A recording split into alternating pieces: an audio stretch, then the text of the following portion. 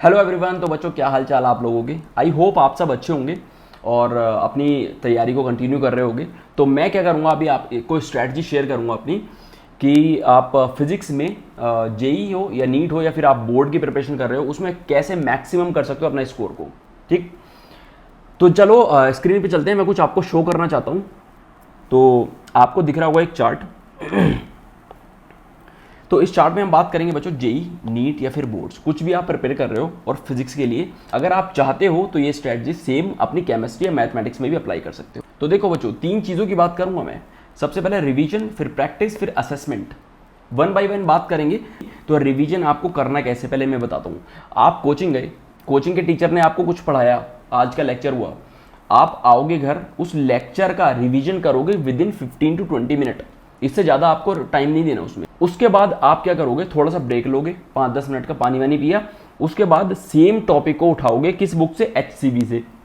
आपके पास HCV नहीं है तो आज ही जाके खरीद लो या फिर डाउनलोड कर लो। HCV से सेम टॉपिक को रिवाइज करोगे विद इन 15 टू 20 मिनट। तो आप उस टॉपिक को समझने में आपने 15 मिनट यहाँ, 15 मिनट यहाँ, मोर ओवर 30 टू 35 मिनट लगा दिए। HCV को पढ़ लिया आपने 15 से 20 मिनट में, आपने अपनी कोचिंग नोट्स रिवाइज कर लिए 15 से 20 मिनट में। पहला टारगेट खत्म। अब बात करते हैं प्रैक्टिस की। प्रैक्टिस करनी कैसे और कहाँ से करनी है। तो आप जिस कोचिंग में हो उस कोचिंग ने आपको मॉड्यूल दिए होंगे, उस कोचिंग के मॉड्यूल को खोलो। जो टॉपिक सर ने पढ़ाया है आपको उस टॉपिक से रिलेटेड न्यूमेरिकल करने का ट्राई करो। उसके बाद आपको आना है बुक पे। बुक कौन सी लेनी है बच्चों, DC पांडे बुक ले लो और एक HCV ले लो। DC पांडे से आपको क्या करना है, प्रैक्टिस करनी है बच्चों, न्यूमेरिकल्स। DC पांडे से केवल आपको न्यूमेरिकल्स करने हैं और HCV के न्यूमेरिकल मत करना। असेसमेंट पे आ जाओ बच्चों। टेस्ट सीरीज, टेस्ट सीरीज किसी भी कोचिंग की ले लेना, 2-3 टेस्ट सीरीज एटलीस्ट अपने पास रखो। टेस्ट सीरीज में क्या होता है बच्चों, टॉपिक टेस्ट होते हैं, चैप्टर होते हैं, मॉक टेस्ट होते हैं। तो हर टॉपिक के बाद, सपोज काइनेमेटिक्स सर ने स्टार्ट किया आपकी कोचिंग में, उसके बाद एक टॉपिक, सपोज 1D टॉपिक खत्म हो गया, उस टॉपिक का आपको टॉपिक टेस्ट देना है।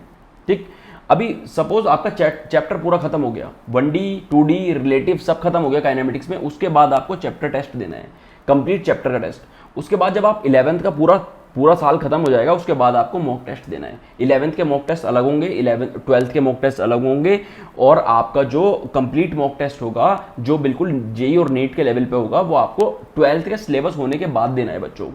समझ आ गया बात। तो ये जो रिवीजन है, ये रिवीजन है डेली काम करना है आपको। ये और ये डेली काम करना है। ये काम करना पड़ेगा आपको। टॉपिक सपोज आपका एक वीक में कंप्लीट हुआ, और ये जो टेस्ट सीरीज वाला काम है ये आपको तब करना है जब आपका एक टॉपिक खत्म हो जाए। टॉपिक खत्म हुआ, आपने टेस्ट सीरीज दे दी, टॉपिक खत्म हुआ, टेस्ट सीरीज दे दी, चैप्टर खत्म हुआ, टेस्ट सीरीज दे दी। मॉक तो आप दोगे at the end of the year. तो बच्चों ये आपको चैप्टर और टॉपिक का जो टेस्ट होगा, इनकी फ्रीक्वेंसी होगी। सपोज आपका टॉपिक एक वीक में खत्म होता है तो एक वीक इनकी फ्रीक्वेंसी हो गई। रिवीजन और प्रैक्टिस ये आपको छोड़ने नहीं है, ये डेली करने हैं, डेली का टारगेट है ये। तो आपका 30 मिनट आपका रिवीजन और आपका 30 मिनट प्रैक्टिस, 30 मिनट ये, 30 मिनट ये। तो आप 1 घंटे एक सब्जेक्ट को तो दोगे ही दोगे। मैं बता रहा हूँ, इस चीज़ को अगर आपने फॉलो किया तो आपकी कॉन्सेप्चुअल अंडरस्टैंडिंग बहुत अलग लेवल पे बूस्ट हो जाएगी for exam like JEE and NEET. यही चाहिए आपको एक्चुअल में। तो इस चीज़ में नो चीटिंग, एक भी दिन स्किप नहीं करना आपको। ये सारा, ये तो जैसे आप खाना खाते हो ना, ये शेड्यूल खाना है आपका, खाना है for JEE and NEET. JEE और नीट की रिक्वायरमेंट है ये, इसको फुलफिल करना है आपको। तो आप देखेंगे अपने रिजल्ट्स, डेफिनेटली बहुत फ़ायदा होगा। इसको अप्लाई करके देखो अपनी स्टडी में। ठीक है, तो ठीक है बच्चों, मिलते हैं नेक्स्ट वीडियो में। तब तक के लिए टेक केयर।